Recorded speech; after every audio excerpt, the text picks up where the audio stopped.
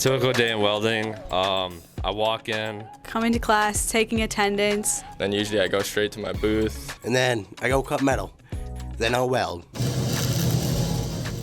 Welders are the foundation of all construction projects. The SWWC welding class will help you get into the field. What's really nice about welding is that it doesn't actually have to be like a welding career. Aerospace or iron workers, the local 90, the pipe fitters. There's a lot of good opportunities for careers. Students have the chance to use their skills in competitions. So we go to a lot of different competitions. The most recent competition that we went to was Skills USA.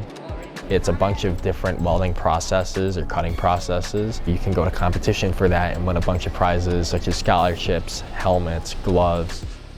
This class teaches an advanced skill set, but it will also help you decide if the welding career path is right for you. So people who have no idea about welding, I think, should take the class, understand it, and see what it's all about.